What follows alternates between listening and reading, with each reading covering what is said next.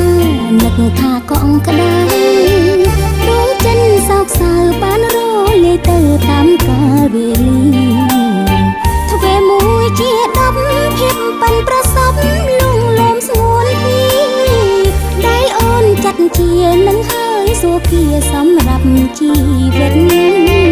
អូនចិនប្រថ្លៃថាជាតន្ត្រីកំដរក្តីស្នេហ៍អូនចាត់ទុកដែរថាបងជាខែបំភ្លឺស្នេហ៍ពិតអូនចាត់ប្របងថាជាគូក្រោយប្រចាំជីវិត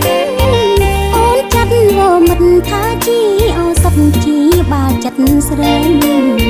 អ្វីអ្វីទាំងអូនដែលមានសម្រងឥតខ្ចោត្រង់ទាំងពីងសេងចាដែលអូនគិតថាចិនដាភាំងក្តីវាបនតែញម្ដងខ្លាយជាចំណងកងកម្មអាប់ព្រៃឋានសួគ៌លោកីខ្លាយជាអវជ័យនៃក្តីស្នេហាផាស្លាំងជាស្លែងស្ដងត្រូវទ្រង់ឯងចំបែងគ្មានស្រានស្នេហ៍តលអវសានកម្មពីរុនច្រានបានដល់សោកាស្នេហ៍អង្គពុនលឺតើនាងហើយឬឆាកល្ខោនស្នេហាលងទឹកនេត្រាដែលជាសញ្ញាស្នេហាអវសាន